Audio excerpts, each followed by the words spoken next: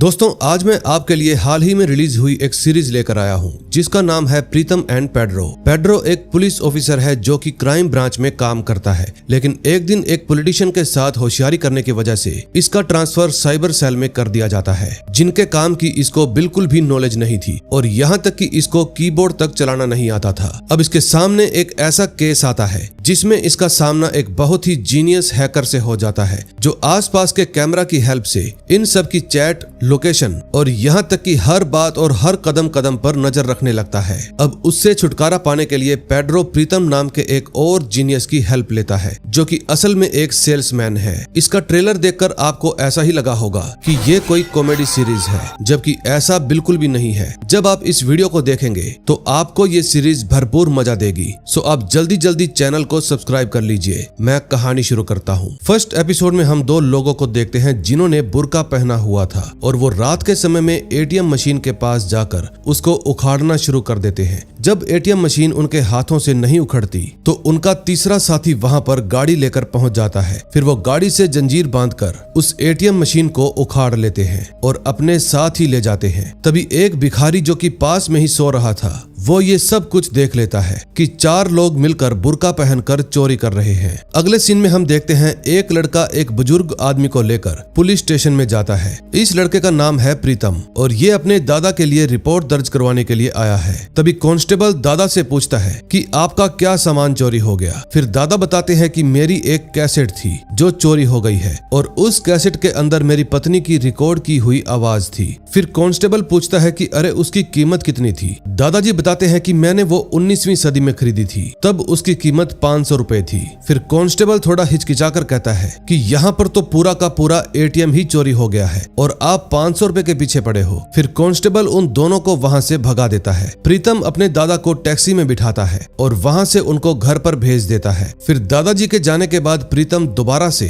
अपनी टाई ढीली करके थाने के अंदर जाता है और कांस्टेबल से कहता है कि उसमें मेरी दादी की आवाज थी और मेरे दादा हर रोज सुबह उस आवाज को सुना करते थे ताकि उनको खुशी मिले। अब मुझे किसी भी कीमत पर वो टेप वापस चाहिए। आपका काम है उसे ढूंढना और जल्दी से ढूंढिए। लेकिन वो पुलिस वाला इस बार काफी ज्यादा गुस्से में आ जाता है और दूसरे पुलिस वाले से कहकर प्रीतम को हिरासत में ले लेता है। तभी वहाँ पर इंस्पेक्टर पेड्रो की एंट्री होती है। प्रीतम बार बार पेड्रो से विनती करता है कि मुझे छोड़ दीजिए क्योंकि मेरे दादाजी घर पर अकेले होंगे, लेकिन प्रीतम को चुप करवा दिया जाता है। तभी कांस्टेबल पेड्रो को बताता है कि इस भिखारी ने उन चारों को एटीएम ले जाते हुए देखा था। जिस समय कांस्टेबल और पेड्रो दोनों बातें कर रहे थे तो बीच में ही प्रीतम टप टप बोलने लगता है और इसी वजह से वो कांस्टेबल उसके ऊपर दोबारा से भड़क जाता है। फिर प्रीतम उन सभी से दावा करता है कि मैं आपको वो एटीएम ढूंढ कर दूंगा, बस मुझे इसके लिए एक कंप्यूटर चाहिए। अब ये बात सुनकर पेड्रो भी मान जाता है और तुरंत ही उसको लॉकअप से बाहर निकलवा लेता है। फिर पेड्रो प्रीतम का कॉलर पकड़ते हुए उसको सिस्टम के सामने बिठा देता है। फिर काफी देर कंप्यूटर पर खटर पटर करने के बाद प्रीतम कुछ प्रिंट आउट पेड्रो के सामने पेश करता है जिसमें चारों आरोपियों की फोटो थी।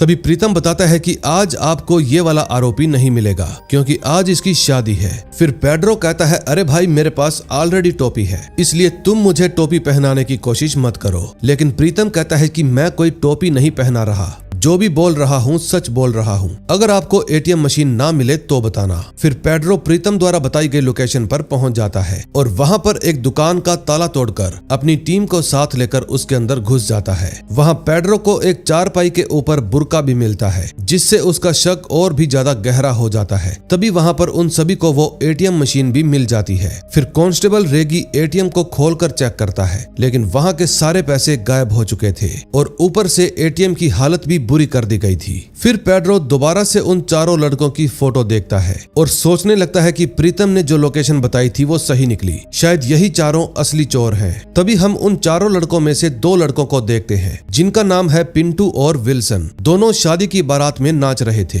और इस बारात का दुल्हा था रमेश जो कि तीसरा चोर है। इतने में पेड्रो भी वहां पर पहुंच जाता है। फिर रमेश जैसे ही पेड्रो को देखता है उसके चेहरे के हाव भाव चेंज हो जाते हैं। फिर जब पेड्रो उसको पकड़ने के लिए आगे आगे बढ़ता है तो रमेश, विल्सन और पिंटू तीनों ही वहां से भाग निकलते हैं, लेकिन पुलिस उनको चारों तरफ से घेर लेती है। इसी दौरान उनका चौथा साथी जिसका नाम संतोष था वो भी पकड़ा जाता है। फिर पेड्रो उन चारों को पकड़कर पुलिस स्टेशन में लेकर जाता है और लॉकअप में बंद कर देता है। फिर पेड्रो सबसे पहले प्रीतम से सवाल पूछता है कि आखिर तुमने इन सभी को ढूंढा कैसे, लेकिन प्रीतम कहता है कि मेरे पास समय नहीं है, मेरे दादाजी घर पर अकेले होंगे, इसलिए प्लीज मुझे जाने दो। फिर पेड्रो खुद प्रीतम को छोड़ने के लिए उसके घर पर जाता है, लेकिन रास्ते में दोनों ढेर सारी बातें करते हैं। पेड्रो बार बार यही सवाल पूछता है कि आखिर तुमने ये काम कैसे किया। फिर प्रीतम बताने लगता है भाई वो लोग चोरी करने के लिए आए हैं तो फोन का इस्तेमाल तो करेंगे ही ना, क्योंकि अक्सर चोर ऐसी बातें करते हैं, गाड़ी आगे लेकर आओ, पीछे लेकर आओ, अभी रुक जाओ, कोई आदमी आ रहा है, उसको जाने दो फिर आना। तो मैंने क्या किया, मैंने भी लोकेशन का पता चलने के बाद वहां जितने भी मोबाइल फोन एक्टिव थे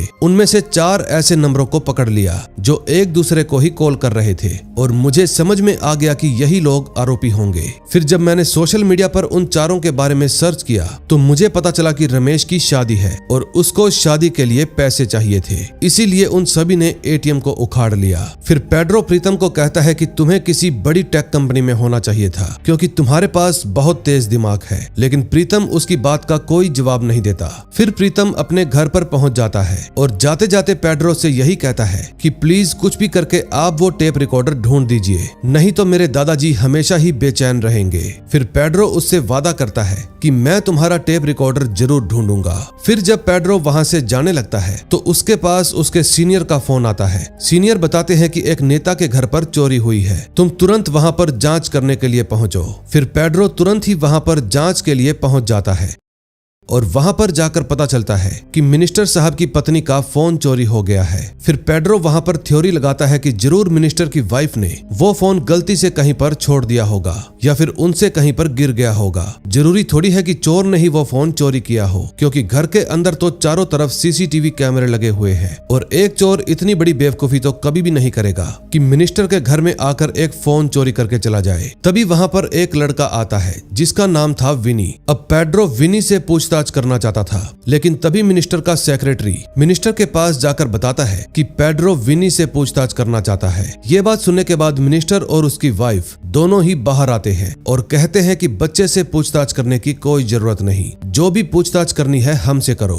और फिर वो दोनों सवालों के जवाब देने के लिए बैठ जाते हैं। तभी पेड्रो उनसे फोन के बारे में सवाल करता है, जैसे कि फोन का मॉडल कौन सा था और किस रंग का था। फिर सवाल पूछने के बाद वो उन दोनों से वादा करता है कि शाम तक चोर और वो फोन दोनों ही मिल जाएंगे। फिर पेड्रो मिनिस्टर के घर से वापस लौट जाता है और सीधा एक मोबाइल की दुकान पर जाता है और उसी मॉडल का सेम रंग का फोन खरीद लेता है। फिर पुलिस स्टेशन में पहुंचने के बाद पेड्रो रमेश को बुलाता है और उससे बातचीत करता है कि वैसे भी तुम जेल में जाने वाले हो, इसलिए एक चोरी हुई है, तुम सबके सामने मान लेना कि तुमने ही मिनिस्टर के घर में जाकर चोरी की है। और कमाल की बात तो ये थी कि रमेश मान भी जाता है, लेकिन वो अपनी एक शर्त रखता है कि जेल के अंदर मेरी खातिरदारी अच्छी होनी चाहिए, यानी कि मस्त मसालेदार खाना मिलना चाहिए। फिर पेड्रो उसकी ये बात भी मान जाता है। फिर पेड्रो उस चोर को लेकर मिनिस्टर के घर पर जाता है, लेकिन मिनिस्टर साहब तो अपनी पत्नी का फोन लाकर उसके सामने रख देते हैं और बताते हैं कि फोन तो घर में ही था।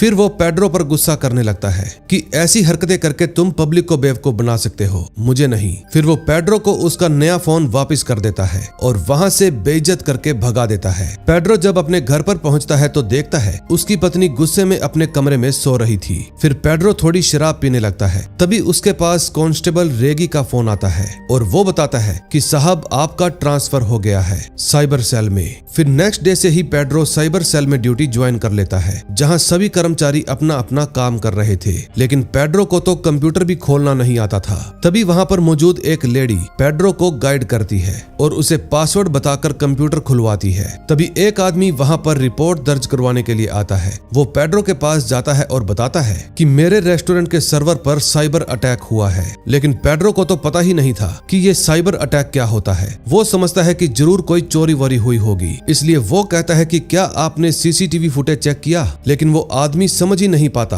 कि इसमें फुटेज की क्या जरूरत है। लेकिन पेड्रो तो बार बार उसको बस यही कहता जा रहा था कि अगर सीसीटीवी फुटेज हो तो हम आरोपी का पता लगा सकते हैं। ये बात सुनने के बाद वो आदमी भड़क जाता है और वहाँ पर जोर जोर से चिल्लाने लगता है। तभी कुछ कर्मचारी वहाँ पर आकर उस आदमी को समझा बुझाकर वहाँ से बाहर भेज देते हैं। तभी जब पेड्रो के पास वही लेडी ऑफिसर आकर बैठती है तो पेड्रो उसको बताता है कि मेरा असली काम तो क्राइम ब्रांच में है, मुझे यहाँ के काम के बारे में कोई भी जानकारी नहीं। अब पेड्रो मायूस होकर बैठ जाता है और वहाँ पर काम कर रहे सभी ऑफिसर्स उसको अलग ही नजरिए से देखने लगते हैं। फिर पेड्रो अपने सीनियर के पास जाता है। सीनियर कहते हैं कि तुम एक अच्छे ऑफिसर हो, लेकिन तुम्हारा ट्रांसफर करना मेरे हाथ में नहीं है। फिर पेड्रो एक उम्मीद के साथ प्रीतम के पास जाता है और उसको अपनी हेल्प करने के लिए कहता है। फिर पेड्रो उसको कहता है कि मैं तुम्हारे पास 3-4 केस लेकर आऊंगा, अगर तुमने उनको सोल्व कर दिए तो शायद मुझे दोबारा से क्राइम ब्रांच के अंदर भेज दिया जाएगा। लेकिन प्रीतम उसकी हेल्प करने के लिए राजी ही नहीं होता।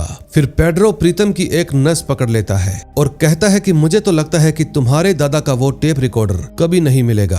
अब प्रीतम भी साफ समझ जाता है कि जब तक वो पेड्रो का साथ नहीं देगा तब तक टेप रिकॉर्डर मिलने वाला नहीं है, इसलिए मजबूरी में आकर प्रीतम पेड्रो का साथ देने के लिए मान जाता है। फिर जब पेड्रो वापस से अपने घर पर आता है तो उसके पास एना नाम की एक रिपोर्टर का फोन आता है। एना बताती है कि मेरे पास एक अजीब सी ईमेल आई थी जिसमें एक आदमी ने लिखा है कि कल वो किसी का खून करने वाला है, इसलिए मुझे ये न्यूज पूरी मीडिया में फैलानी होगी। एना बताती है कि मेरे पास सिर्फ 5 घंटे हैं, इसलिए आप जल्दी से पता लगाइए कि वो ईमेल किसने भेजी है। फिर पेड्रो दोबारा से घर से बाहर निकल जाता है और ये देखकर पेड्रो की वाइफ हैरान हो जाती है कि अभी तो ये आया था, अब वापिस से कहाँ चला। तभी घर से बाहर निकलते ही पेड्रो प्रीतम के पास कॉल करता है और बताता है कि मेरे पास एक केस आया है कि एक प्रेमी अपनी प्रेमिका और उसके पति को मारने वाला है और उसके बाद वो खुद को भी खत्म कर लेगा। अगर तुम इस केस में मेरा साथ दोगे तो उन तीनों की ही जान बच सकती है। अब ये बात सुनते ही प्रीतम के मन में पूरा सीन क्रिएट हो जाता है कि एक आदमी टावर से कूद रहा है और एक 20 की उम्र का आदमी खून से लथपथ नीचे पड़ा है। फिर प्रीतम पेड्रो से पूछता है कि कहां पर आना है और पेड्रो उसको साइबर सेल में आने के लिए कहता है। अब नेक्स्ट एपिसोड में देखेंगे क्या होता है। सेकंड एपिसोड में हम देखते हैं प्रीतम साइबर सेल में पहुंच जाता है जहां पेड्रो दोबारा से एना से बात करता है और वो वाली ईमेल अपने पास फॉरवर्ड करने को कहता है जिससे उसके पास धमकी आई थी। फिर एना वो ईमेल भेज देती है। तभी प्रीतम बताता है कि मैं इस ईमेल की एक ट्रैकिंग आईडी भेजूंगा, उस आईडी को तुम उस आदमी के पास भेज देना। और एना बिल्कुल ऐसा ही करती है और उसके साथ एक मैसेज भी भेजती है कि मैं तुमसे कब मिल सकती हूँ। तभी हम उस आदमी को देखते हैं जिसका नाम कार्लोस था। कार्लोस बार में बैठकर एक लेटर लिख रहा था और ये लेटर वो एना के लिए ही लिख रहा था। फिर वो एना के पास एक ईमेल भेजता है जिसमें लिखा था कि मैं अपनी पत्नी और उसके प्रेमी को खत्म करके खुद की भी जान ले लूंगा और तुम्हारे लिए एक इन्वेलप रिसेप्शन पर छोड़ दूंगा। अब एना को ये न्यूज पूरे मीडिया में बतानी होगी। अब रिसेप्शन का नाम सुनते ही पेड्रो और प्रीतम को लगता है कि ये घटना होटल में ही होने वाली है और दोनों वहां से होटल के लिए निकल जाते हैं। तभी कार्लोस भी थोड़ी देर में होटल के रिसेप्शन पर पहुंच जाता है और वहां आकर रिसेप्शनिस्ट से रेनू यानी कि अपनी वाइफ और उसके बॉयफ्रेंड का रूम नंबर पूछता है। पहले तो रिसेप्शनिस्ट उसको इस बात का कोई भी जवाब नहीं देती क्योंकि सुरक्षा के लिए वो किसी को भी कुछ नहीं बता सकती।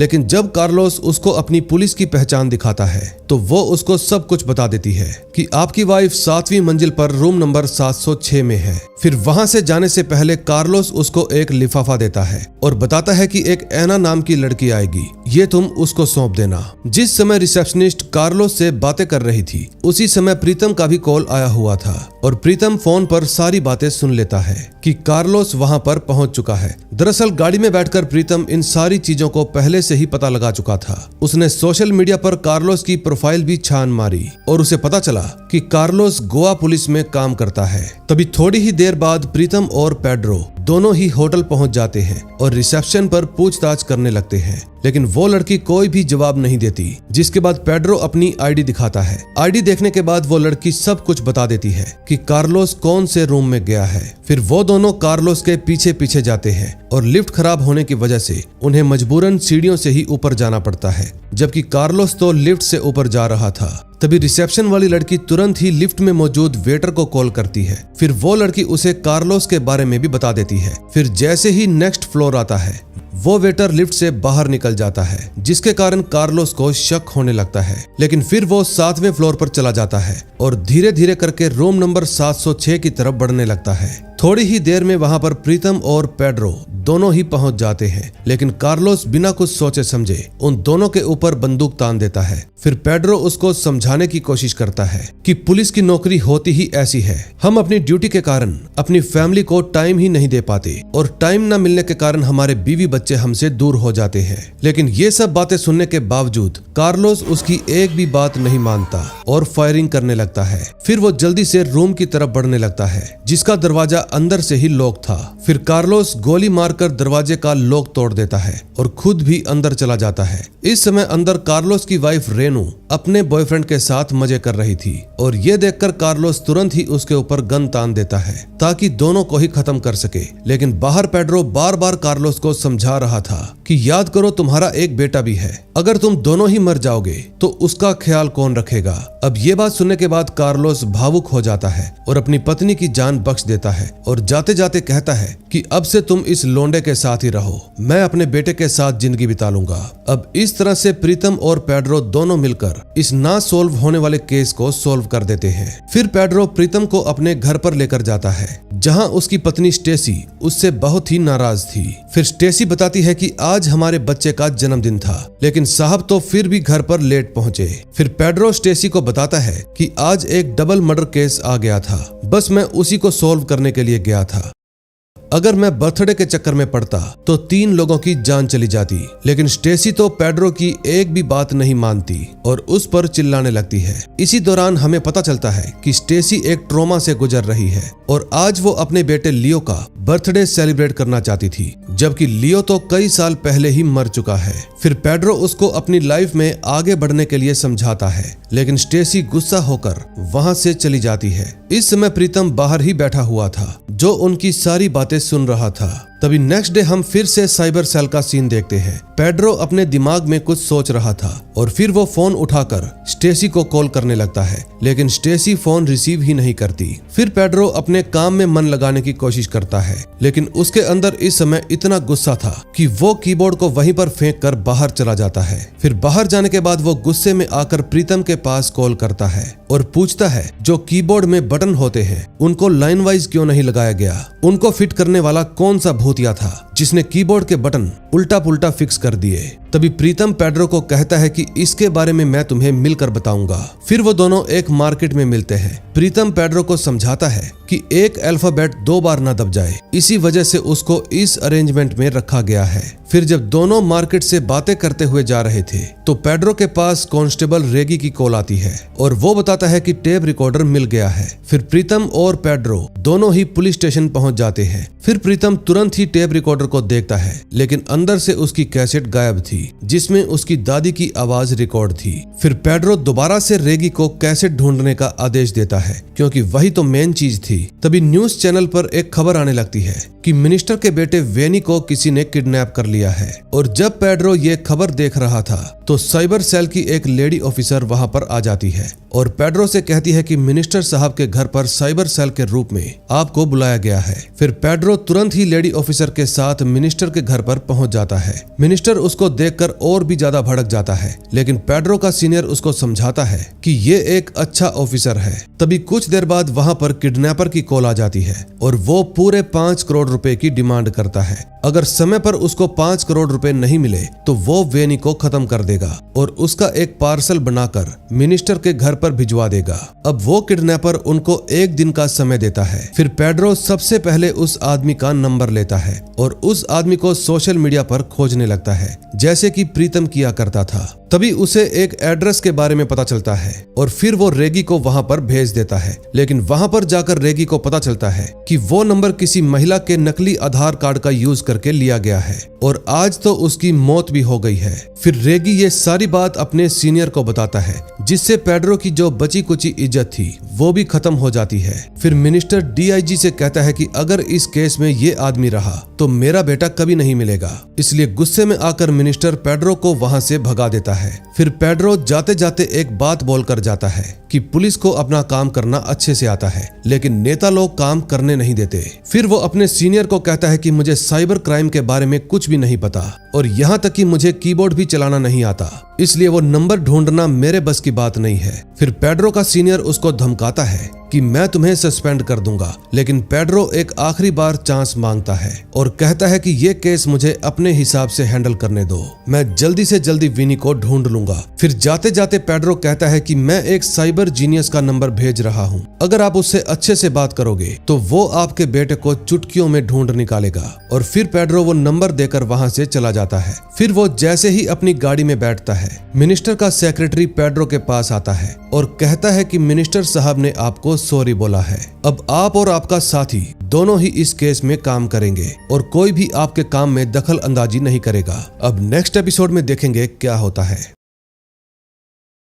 थर्ड एपिसोड में हम देखते हैं प्रीतम को लेकर पेड्रो मिनिस्टर के घर पहुंचता है। मिनिस्टर का सेक्रेटरी प्रीतम को पहचान लेता है और बताता है कि यह तो वैक्यूम क्लीनर बेचता है। प्रीतम भी इस बात से एग्री करता है कि वह एक सेल्समैन है। तभी थोड़ी ही देर में किडनैपर का कॉल दोबारा से मिनिस्टर के सेक्रेटरी साठे के पास आता है। इस बार फोन पेड्रो उठाता है। फोन उठाने से पहले प्रीतम उस नंबर को ट्रेस करने लगता है। तभी पेड्रो जानबूझकर उससे काफी ज्यादा लंबी बात करता है ताकि प्रीतम को कॉल ट्रेस करने के लिए समय मिल सके। कॉल के कट होने के बाद पेड्रो प्रीतम के पास आता है और पूछता है नंबर मिला क्या। प्रीतम कहता है कि पहले और जमाना था जब फोन पर लंबी लंबी बातें करनी पड़ती थी, लेकिन आज का सिस्टम अलग है, नंबर से ही लोकेशन पता लग जाती है। अब पेड्रो को लग रहा था कि क्या मैं फालतू में ही बकबक कर रहा था। फिर प्रीतम बाहर आकर मिनिस्टर को समझाता है कि मैंने जिस नंबर से कॉल आया था, जैसे ही उसे ट्रेस किया तो मुझे उसी एरिया में उसी के साथ एक और नंबर भी एक्टिव मिला, जो कि शायद उस किडनैपर का पर्सनल नंबर होगा और अभी मैं उसी को फॉलो कर रहा हूँ। तभी थोड़ी देर में उस किडनैपर की लोकेशन एक जगह पर रुक जाती है और फिर प्रीतम और पेड्रो दोनों मिनिस्टर से वादा करते हैं कि हम आपके बच्चे को बचा लेंगे।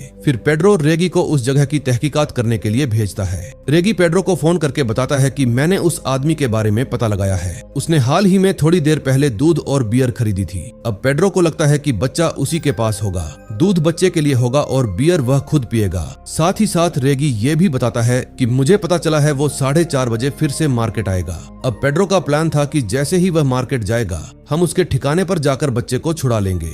अब प्रीतम के मन में शक होने लगता है कि जरूर इस खेल में कोई और भी शामिल होगा और फिर प्रीतम का शक विन्नी की मां के ऊपर जाता है जिसका नाम श्रद्धा है। फिर पेड्रो प्रीतम को बाहर लाकर उससे पूछता है कि तुम्हारा शक श्रद्धा के ऊपर कैसे गया। तब प्रीतम बताता है कि मैंने उनकी सोशल मीडिया पोस्ट चेक की थी, वह एक दिन में 10 से 15 पोस्ट डालती हैं, लेकिन 9 दिन से उन्होंने एक भी पोस्ट नहीं डाली है। मेरा मानना है कि वह भी इस केस में इन्वॉल्व हैं। प्रीतम कहता है कि अगर मुझे श्रद्धा का फोन मिल जाए तो मैं सारी चीजें पता लगा सकता हूँ, लेकिन फोन का नाम सुनकर पेड्रो काफी डर जाता है क्योंकि लास्ट टाइम फोन के ही चलते उसे साइबर सेल में ट्रांसफर कर दिया गया था। तभी प्रीतम देखता है कि श्रद्धा अपने एआई असिस्टेंट एलेक्सा से बात कर रही थी। यह देखने के बाद प्रीतम श्रद्धा की आईडी और पासवर्ड डालकर उसकी एलेक्सा को क्रैक कर लेता है। दरअसल ज्यादातर लोग अपने एआई असिस्टेंट से अपने मन की सभी बातें कर लेते हैं और श्रद्धा भी उनमें से एक थी। अब प्रीतम को श्रद्धा की एआई की सारी हिस्ट्री मिल जाती है। उसमें से एक ऑडियो क्लिप में उसने पूछा था कि वह रिसोर्ट के लिए बस कैसे पकड़ सकती है। तभी पेड्रो के दिमाग में ये बात क्लिक करती है कि एक मिनिस्टर की वाइफ बस से क्यों सफर करेगी।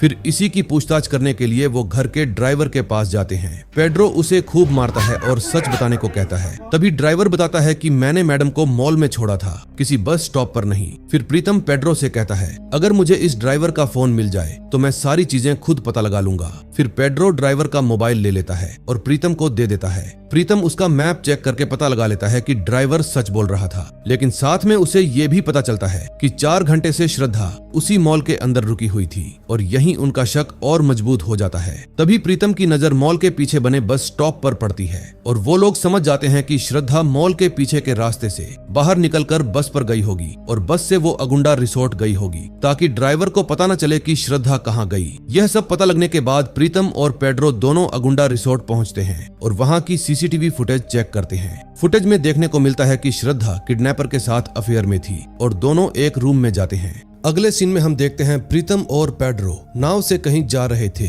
पेड्रो जब दूरबीन से देखता है तो सामने उसको किडनैपर का घर नजर आता है और रेगी भी इस समय घर पर ही नजर रखे हुए था। तभी उसको किडनैपर भी दिख जाता है जो कि अपने घर से बाहर निकल रहा था। फिर पेड्रो इसके बारे में तुरंत ही रेगी को बता देता है। फिर जैसे ही किडनैपर वहां से दूर जाता है तो 2 कांस्टेबल घर की तलाशी लेने के लिए अंदर चले जाते हैं, जबकि रेगी किडनैपर का पीछा करते हुए उसके पीछे पीछे ही जाने लगता है। अब पेड्रो भी खिड़की के रास्ते से घर के अंदर प्रवेश कर जाता है, लेकिन अंदर तो काफी देर ढूंढने के बावजूद भी विन्नी उनको कहीं भी दिखाई नहीं देता।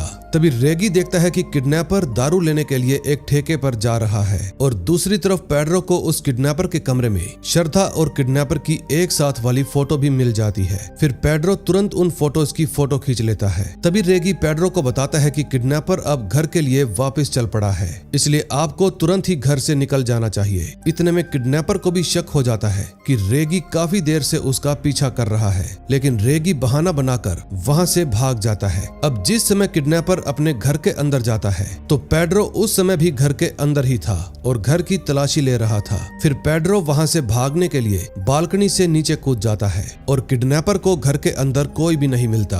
अब ये बात जब मिनिस्टर को पता चलती है तो वो काफी ज्यादा गुस्सा हो जाता है। वो कहता है कि उस आदमी को तभी पकड़ लेना चाहिए था और मार मार कर उससे पूछताछ करनी चाहिए थी, लेकिन डीआईजी उसको समझाते हैं कि अगर हम उसे फोर्स करते तो उसके बाकी के साथी अलर्ट हो जाते, इससे विन्नी को नुकसान पहुंच सकता था। फिर वहां से वापस आने के बाद पेड्रो डायरेक्ट श्रद्धा के पास जाकर उससे पूछता है कि आपने अपने ही बच्चे को किडनैप क्यों करवाया। पहले तो श्रद्धा कोई भी जवाब नहीं देती, लेकिन जैसे ही पेड्रो उसको उसकी फोटो दिखाता है तो वो सारी बातें बताने लगती है कि वो किडनैपर पहले मेरा बॉयफ्रेंड हुआ करता था और फिर वो मुझे ये फोटो दिखाकर ब्लैकमेल करने लगा और हमेशा ही मुझसे पैसे मांगा करता था। फिर पेड्रो पूछता है कि आपकी उस रिजॉर्ट में उससे क्या क्या बातें हुई। फिर श्रद्धा उस दिन की सारी बातें बताने लगती है। अब कहानी फ्लैशबैक में जाती है और हम देखते हैं कि किडनैपर श्रद्धा से कहता है कि मुझे 5 करोड़ रुपए चाहिए क्योंकि मेरे ऊपर काफी बड़ा लोन चल रहा है जिसको मैं चुकाना चाहता हूँ। फिर किडनैपर श्रद्धा को एक आइडिया देता है कि क्यों ना मैं तुम्हारे बच्चे को किडनैप कर लूं और फिर तुम अपने पति से कहकर मुझे 5 करोड़ रुपए दिलवा देना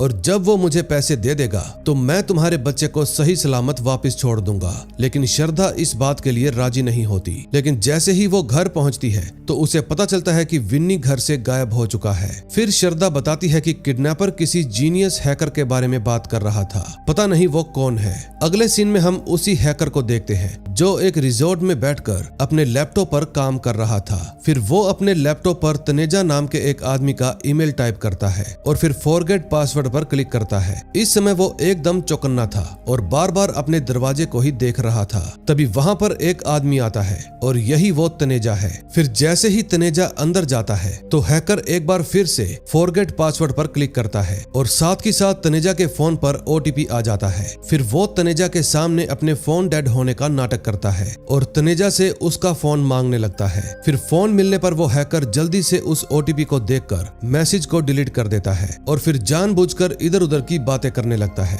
फिर तनेजा के जाने के बाद वो उस लैपटॉप में उस ओटीपी को डाल देता है, जिसके कारण तनेजा का ईमेल और उसके सारे कंट्रोल्स हैक हो जाते हैं। फिर वो एक अनजान आदमी के पास कॉल करता है और बताता है कि तनेजा का ईमेल मेरे कंट्रोल में है। अब नेक्स्ट एपिसोड में देखेंगे क्या होता है। 4th एपिसोड में हम देखते हैं किडनैपर के पास हैकर का फोन आता है। हैकर बताता है कि तुम्हारे घर के आसपास पुलिस ने डेरा जमा रखा है और ये देखकर किडनैपर काफी ज्यादा डर जाता है। फिर हैकर उसको बताता है कि तुम मिनिस्टर के पास कॉल करो और कहो कि घर के आसपास से पुलिस हटाए। फिर हैकर कुछ ऐसी जानकारी भी देता है ताकि किडनैपर की कही हुई बातें मिनिस्टर को सच लगे। इस समय हैकर जहां पर बैठा हुआ था वहीं पर रेगी भी बैठा हुआ था। फिर हैकर रेगी को देखकर बहुत ज्यादा डर जाता है और तुरंत अपना सिस्टम बंद करके वहां से भाग निकलता है। फिर रेगी उस होटल के रिसेप्शन पर जाता है जहां पर ढेर सारे कैसेट लगे हुए थे। फिर वो वहां से एक कैसेट उतार लेता है क्योंकि उसको लगता है कि ये प्रीतम की दादी की आवाज वाली ही कैसेट होंगी और फिर वो उसके बारे में तुरंत पेड्रो को बता देता है। फिर पेड्रो प्रीतम को साथ लेकर तुरंत वहां पर पहुंच जाता है। फिर जब उस कैसेट को प्ले किया जाता है तो उसमें से तो ढिंचक पूजा के गाने निकलते हैं और ये सुनकर प्रीतम बहुत ही ज्यादा मायूस हो जाता है क्योंकि एक बार फिर से उसकी दादी का कैसेट नहीं मिला। तभी पेड्रो प्रीतम के पास आता है और पूछता है कि क्या तुम्हें गाने के लिरिक्स पता है? प्रीतम बताता है हाँ। फिर पेड्रो उसको आइडिया देता है कि मैं वो सॉन्ग किसी और से गवा कर दे दूंगा और तुम्हारे दादाजी को पता भी नहीं चलेगा। अगले सीन में हम देखते हैं मिनिस्टर के घर का शेफ बताता है कि विनी अपने फोन में एक गेम खेला करता था जहां वो जगह जगह कैमरा ले जाकर उसमें से छिपकली को मारा करता था और यहीं से प्रीतम के दिमाग में अचानक से एक बात क्लिक करती है। फिर वो तुरंत विनी के वाईफाई हिस्ट्री चेक करता है और उसे पता चलता है कि रात को 10 बजे से लेकर सुबह 4 बजे तक विनी गेम खेला करता था और क्योंकि वो रात भर गेम खेलता था तो जरूर वो स्कूल में सोता होगा। फिर पेड्रो साठे के पास मैसेज करता है और पूछता है कि क्या विनी स्कूल में सोया करता था। साठे ये बात मिनिस्टर को बता देता है और मिनिस्टर तुरंत दोनों को बुलाता है कि उन दोनों को ये बात कैसे पता चली। फिर प्रीतम अपनी सारी थ्योरी बताता है कि वो गेम जो विनी खेला करता था उसके जरिए हैकर ने सब कुछ पता लगा लिया कि आपके घर में कहां कहां पर कैमरे लगे हुए हैं, इसीलिए वो उन कैमरों की नजर से बचते हुए आपके घर में आया और विनी को उठाकर ले गया। फिर प्रीतम विनी के कमरे में जाकर उसका लैपटॉप चेक करने की कोशिश करता है लेकिन उसको पासवर्ड नहीं पता था। फिर प्रीतम कई पासवर्ड ट्राई करता है लेकिन कोई भी काम नहीं करता। तभी प्रीतम को एक आइडिया आता है कि जरूर उसके दोस्त को पासवर्ड के बारे में पता होगा। फिर पेड्रो श्रद्धा से बात करता है और पूछता है कि क्या विनी का कोई ऐसा दोस्त है जो क्लास में सोता हो, क्योंकि जरूर वो भी रात को गेम खेलता होगा और क्लास में सो जाता होगा, इसलिए हो सकता है कि उसको विनी के लैपटॉप के पासवर्ड के बारे में पता हो। अगले सीन में हम विनी के दोस्त को देखते हैं जो मिनिस्टर के घर पर आया हुआ था और इस समय वो यहाँ पर बिंदास खा पी रहा था। फिर श्रद्धा उससे पासवर्ड पूछती है लेकिन वो कुछ भी नहीं बताता। फिर जब मिनिस्टर उससे पासवर्ड पूछता है तो वो लड़का उसको मिडिल फिंगर दिखा देता है, लेकिन ये बात पेड्रो को पसंद नहीं आती, इसलिए वो गुस्से में कहता है कि मैं तुझे पंखे से उल्टा लटका दूंगा अगर तुमने हमें पासवर्ड के बारे में नहीं बताया तो। अब डर के मारे बच्चा पासवर्ड बता देता है। पासवर्ड पता लगने के बाद प्रीतम उस लैपटॉप को चेक करता है और पता लगाता है कि बिन्नी ब्लू व्हेल नाम की एक गेम खेला करता था जिसमें बच्चों को एक टास्क दिया जाता था। टास्क पूरा करने के लिए बच्चे कुछ भी करते थे। तभी पेड्रो को भी एक पुरानी याद आने लगती है कि कैसे उसका बेटा लियो कुएं के अंदर कूद गया था और उसकी याद आते ही वो काफी ज्यादा डर जाता है। तभी हम देखते हैं कि उस हैकर ने विनी के लैपटॉप को हैक किया हुआ था और विनी के कैमरे का एक्सेस भी हैकर के ही पास था, जिसके जरिए हैकर प्रीतम और उसकी सारी एक्टिविटी को फॉलो कर पा रहा था। तभी प्रीतम भी उस गेम के जरिए विनी के सारे टास्क देखने लगता है कि कैसे उसको मैनिपुलेट करके गेम के जरिए काम करवाया जा रहा था और विनी भी एक के बाद एक सारे टास्क पूरे कर रहा था। इसी टास्क के दौरान विनी ने श्रद्धा का भी फोन चोरी किया था। तभी श्रद्धा के फोन पर एक अननोन नंबर से कॉल आती है, दूसरी तरफ से हैकर बात कर रहा था। अब प्रीतम को भी पता चल जाता है कि हैकर इस समय उन सब पर नजर रखे हुए है, इसलिए वो जल्दी से लैपटॉप को बंद कर देता है। फिर हैकर कहता है कि लैपटॉप बंद करने से कुछ भी नहीं होगा, मिनिस्टर के घर की सभी चीजों का एक्सेस मेरे पास है। अब ये बात बोलकर हैकर सबके मन में दहशत फैला देता है। फिर हैकर प्रीतम से बात करवाने के लिए कहता है और श्रद्धा तुरंत प्रीतम के साथ बात करवाती है। अब प्रीतम इस कॉल को ट्रेस करने की भी कोशिश कर रहा था। तभी हैकर प्रीतम को चैलेंज देता है कि अगर तुम्हारे अंदर दम है तो तुम मेरी लोकेशन ढूंढ कर दिखाओ, क्योंकि प्रीतम के लैपटॉप पर उस हैकर की लोकेशन बार बार चेंज हो रही थी। फिर हैकर प्रीतम को कहता है कि तुम जहां पर बैठे हो तुम्हारे पीछे एक पेंटिंग लगी हुई है। ये जानने के बाद प्रीतम तुरंत ही वहां से लिविंग रूम में चला जाता है और हैकर से पूछता है अब बताओ मैं कहां पर हूं। फिर हैकर बताता है कि तुम इस समय लिविंग रूम में हो। फिर प्रीतम वहीं पर सोफे पर बैठ जाता है, लेकिन इस बार हैकर कंफ्यूज हो जाता है और उसे पता ही नहीं चलता कि प्रीतम कहां पर है। फिर प्रीतम उससे पूछता है कि इस समय मेरा फोन कौन से हाथ में है, लेकिन इस बार हैकर उसको कोई भी जवाब नहीं दे पाता। फिर प्रीतम वो फोन पेड्रो को देता है और हैकर बताता है कि तुम्हारे सामने एक सर्टिफिकेट टंगा हुआ है। अब इसी बात पर प्रीतम समझ जाता है कि जरूर उस गेम की वजह से ही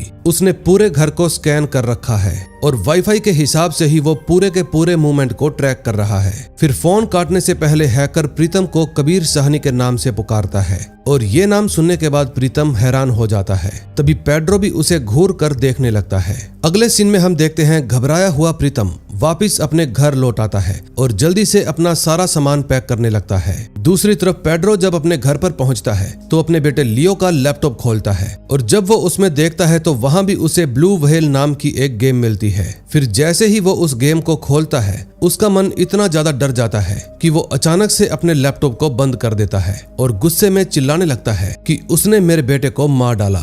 दूसरी तरफ प्रीतम की नजर एक पेन ड्राइव पर पड़ती है। फिर जैसे ही वो पेन ड्राइव अपने लैपटॉप से कनेक्ट करता है, वैसे ही वो हैकर और प्रीतम दोनों एक दूसरे के साथ कनेक्ट हो जाते हैं। फिर हैकर प्रीतम से कहता है कि मैं तुम्हें कब से ढूंढ रहा था, तुम इस डार्क वेब से निकलने के बाद कहां पर गुम हो गए थे, तूने अपना शहर, आईडी सब कुछ बदल लिया। फिर हैकर तुरंत ही प्रीतम को कार्वर बुलाता है और किसी से मिलने की बात करता है। फिर हैकर प्रीतम को एक वीडियो भी दिखाता है जिसमें हमें वही टावर दिखाई देता है जिसको हमने पहले भी देखा था। फिर हैकर उसको धमकी देता है, अगर कल तुम मिलने के लिए नहीं आए तो मैं विनी की लाश मिनिस्टर के घर पर पहुंचा दूंगा। अगले सीन में हम देखते हैं पेड्रो क्राइम ब्रांच में पहुंच जाता है और कबीर के बारे में सारी जानकारी निकालने लगता है। अब पेड्रो के सामने भी वही शहर आता है, कार्वर, जिसके बाद पेड्रो प्रीतम के मोबाइल की लोकेशन ट्रैक करवाता है और पता चलता है कि प्रीतम कार्वर वाले रास्ते पर ड्राइव कर रहा है। ये बात जानते ही पेड्रो भी तुरंत उसके पीछे निकल जाता है। दूसरी तरफ प्रीतम एक हॉस्पिटल में जाता है और अंदर जाने के बाद उसको अननोन नंबर से एक मैसेज आता है जिसमें उसको कहां पर आना है गाइड किया जा रहा था। फिर वो जल्दी से वहां पर पहुंच जाता है और वहां उसको एक रूम के अंदर आने को कहा जाता है। इस समय वो हैकर भी वहीं हॉस्पिटल में ही बैठा हुआ था और प्रीतम बिल्कुल उसके सामने से ही गुजरता है, लेकिन प्रीतम उसको देख नहीं पाता।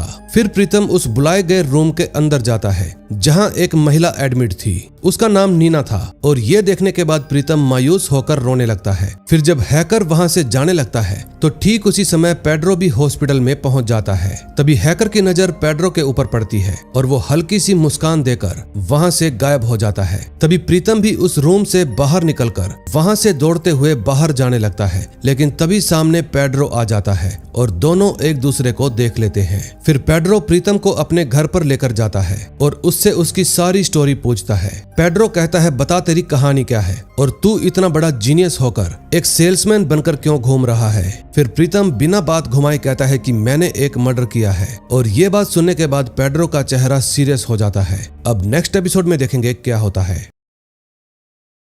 5th एपिसोड की शुरुआत फ्लैशबैक के साथ होती है जब प्रीतम अपने कॉलेज में पढ़ा करता था। वो हर सुबह देर से ही उठा करता था और उठने के बाद जब वो घड़ी देखता था तो लेट होता हुआ देख वो दौड़ते हुए कॉलेज पहुंच जाता था। उसके कॉलेज में वही प्रोफेसर पढ़ाया करता था जो लाइट हाउस से गिरकर मर गया था। फिर वो प्रोफेसर प्रीतम पर गुस्सा करता है, लेकिन प्रीतम बहाना बनाते हुए कहता है कि मैं किसी काम से हॉस्पिटल गया था और वहीं से मैं दौड़ते हुए आ रहा हूँ। फिर प्रोफेसर कैलकुलेशन करता है और प्रीतम के फोन को चेक करता है जिसमें उसने सिर्फ 207 स्टेप ही चले थे। ये देख वो समझ जाता है कि प्रीतम झूठ बोल रहा है। अब इस बात पर प्रीतम की पूरी क्लास के सामने बेइज्जती हो जाती है और गुस्से में आकर प्रीतम क्लास से बाहर चला जाता है और फिर घर आकर खूब शराब पीता है। लेकिन फिर वो अपनी स्किल का मिसयूज करता है और इंटरनेट पर से प्रोफेसर की लाइफ के बारे में रिसर्च करने लगता है। तभी उसके हाथ प्रोफेसर की एक फोटो लगती है जिसमें वो किसी लड़की के साथ इंटीमेट हो रहा था। फिर वो तुरंत ही उस फोटो को डाउनलोड कर लेता है और फिर उसको सोशल मीडिया पर पब्लिक कर देता है। और इतना ही नहीं, वो उस फोटो को प्रोफेसर की वाइफ नीना के पास भी भेज देता है। फिर नेक्स्ट डे जब प्रोफेसर कॉलेज जाता है तो देखता है कॉलेज के प्रोजेक्टर में प्रोफेसर और एक लड़की की फोटो लगी है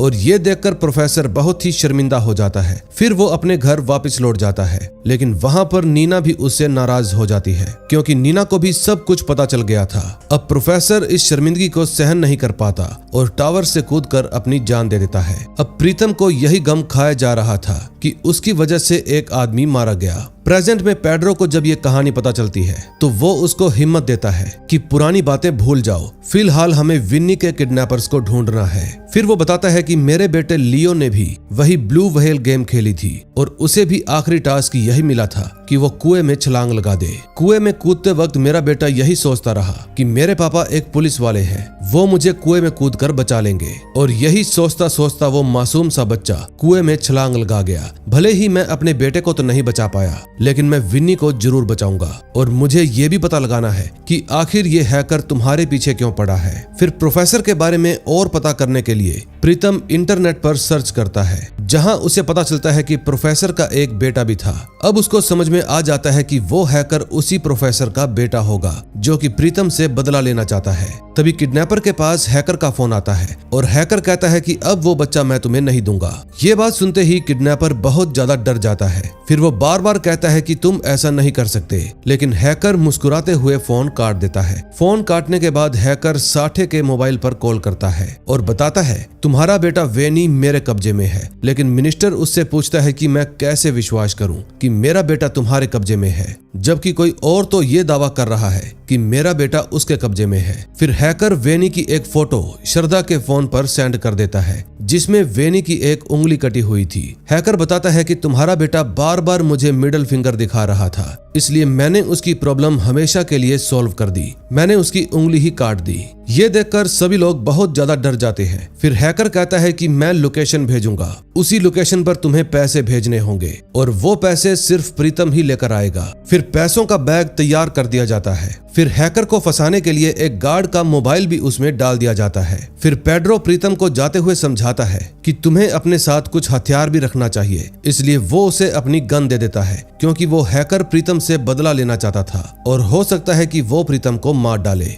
थोड़ी ही देर में प्रीतम उस लोकेशन पर पहुंच जाता है। लोकेशन एक ब्रिज की थी। तभी वहां पर एक नाव आती है और वो हैकर उसी नाव में बैठा हुआ था। फिर हैकर पुल के ऊपर आता है और दोनों एक दूसरे को घूरने लगते हैं। फिर दोनों के बीच फाइट होने लगती है। फिर हैकर लगातार प्रीतम को खूब मारता है, जबकि प्रीतम कोई भी जवाबी हमला नहीं करता। फिर दोनों के बीच में काफी देर तक बहस होती है और इसी दौरान पता चलता है कि हैकर कोई और नहीं बल्कि प्रोफेसर का बेटा मार्टिन है और इसी वजह से वो प्रीतम से बदला लेना चाहता है। अब प्रीतम बार बार कहता है कि तुम मुझे पकड़ लो, लेकिन विनी को जाने दो। लेकिन मार्टिन प्रीतम को कहता है कि तुम्हें भी वैसा ही करना होगा जैसे मेरे पिता ने किया था। तुम्हें लाइट हाउस से कूदकर अपनी जान देनी होगी। जैसे ही तुम लाइट हाउस से कूदोगे, मैं विनी को उसके घर पर पहुंचा दूंगा और अगर तुम ऐसा नहीं करोगे तो मैं विनी को खत्म कर दूंगा। फिर मार्टिन जाकर पैसों वाला बैग चेक करता है और ऊपर वाली चैन में उसको गार्ड का मोबाइल मिलता है। फिर वो उस फोन को पानी में ही फेंक देता है। फिर मार्टिन जाने से पहले प्रीतम को वहीं पर बेहोश कर देता है और उसके फोन को निकालकर पेड्रो के पास मैसेज भेजता है, जिसमें मार्टिन ने लिखा था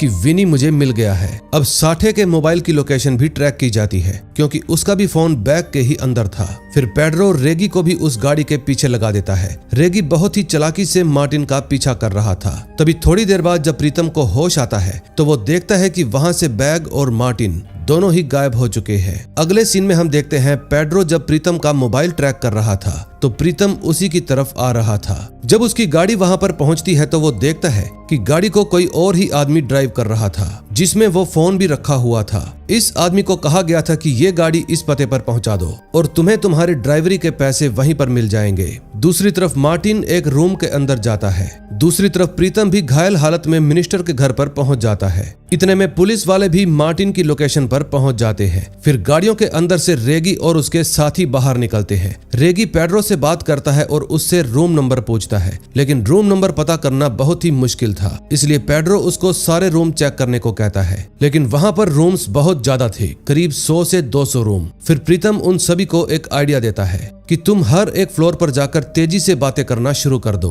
ताकि अंदर के लोगों को तुम्हारी बात सुनाई दे। दरअसल प्रीतम हर एक कांस्टेबल को ट्रैक कर रहा था। जिस भी कांस्टेबल का मोबाइल उस रूम के पास होगा, प्रीतम को उसके बारे में पता चल जाएगा।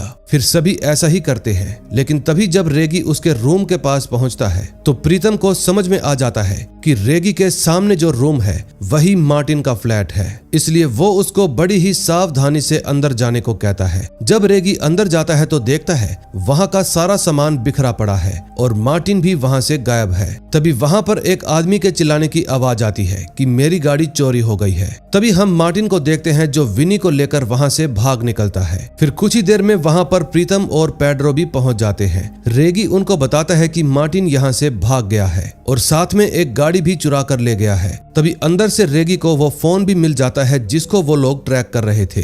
तभी प्रीतम उस कार के ओनर से पूछता है कि क्या आपकी गाड़ी में फास्टैग लगा है। वो आदमी कहता है हाँ, यानी कि अगर वो टोल क्रॉस करेगा तो उसके फोन में मैसेज आ जाएगा। फिर जैसे ही मार्टिन टोल क्रॉस करता है उसके फोन में मैसेज आ जाता है और फिर सभी लोग गाड़ी में बैठकर उसको पकड़ने के लिए निकल जाते हैं। काफी दूर जाने के बाद उन सभी को वो लाल रंग की गाड़ी मिल जाती है जिसमें मार्टिन भाग रहा था। अब मार्टिन गाड़ी को छोड़कर एक बस में बैठकर बेंगलुरु की तरफ जाने लगता है। फिर प्रीतम अपना दिमाग लगाता है और किसी तरह से उस बस तक भी पहुंच जाता है, लेकिन जब बस रुकवाई जाती है तो वहां पर मार्टिन मिलता ही नहीं। फिर प्रीतम एक नंबर पर कॉल करता है जो कि एक बुढ़िया के पास था। प्रीतम तुरंत ही उसका मोबाइल लेता है और उसमें देखता है तो उसमें विनी की फोटो थी, जिसको देखकर पता चलता है कि विनी की एक और उंगली काट दी गई है। ये देखकर प्रीतम काफी ज्यादा डर जाता है। फिर पेड्रो इसके बारे में तुरंत ही डीआईजी को बताता है, लेकिन तभी पेड्रो को एहसास होता है कि मार्टिन उसकी हर एक बात सुन रहा है, यानी कि गाड़ी उसी के कंट्रोल में है। इसलिए वो गाड़ी से निकलकर प्रीतम से दूर जाकर बात करता है और उसे विश्वास दिलाता है कि अगर तुम खुद की जान लेने के लिए तैयार हो जाओगे